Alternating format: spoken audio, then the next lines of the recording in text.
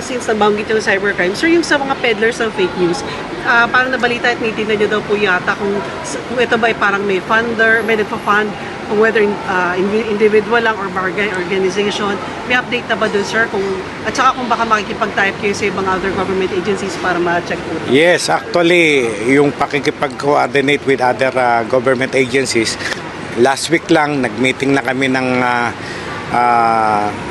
DICT, Yes, ng NTC, nag-usap-usap na kami kung paano namin once and for all masawata itong mga fake news spreader, mga vloggers na nagbibigay ng fake news, at saka yung creators na makapag-create lang kahit hindi tama yung ginagawa nila. Sir, bakit nyo naisip na baka mamaya may nagpa-fund sa kanila? May nakikita ba kayong pattern sa mga pinaposts nila o baka timing sa actions nila? Yes, isang action namin yan, no?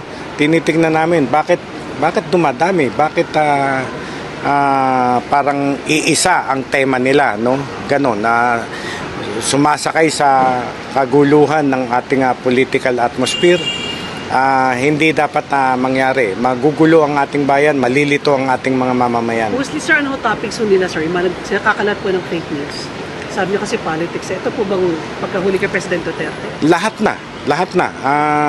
Pati yung paninira nila sa mga government officials, yung mga kung ano-ano sinasabi nilang balita na hindi naman totoo.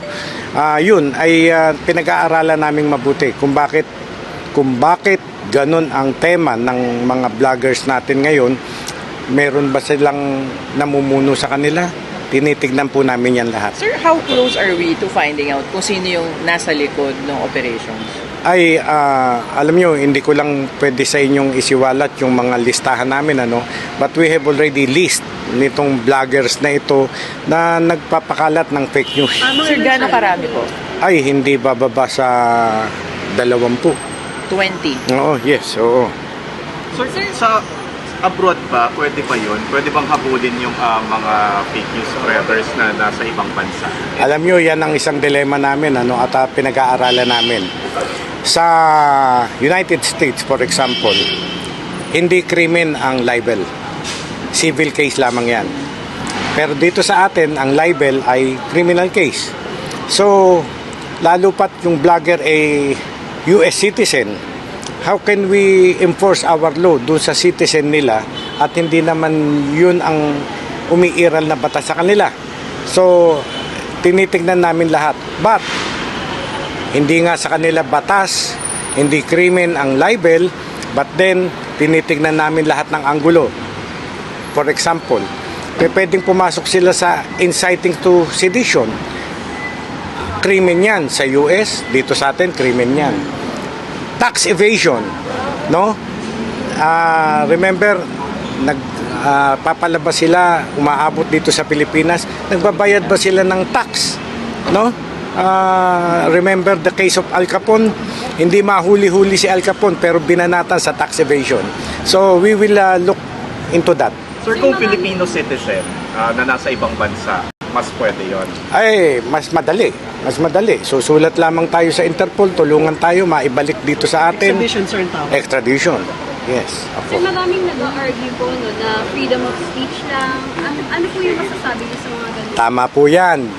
Binabalanse po namin mabuti. Ako bilang dating hukom, no?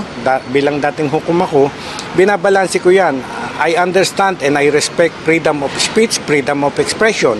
Kaya yung mga komento sa kanilang pananaw ay ganun ang paniwala nila, okay lang yan.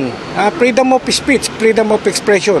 Pero pagka lumampas na sa hangganan, nakakakomit na sila ng inciting to sedition, nakakakomit na sila ng libel, kailangan sawatain natin yan.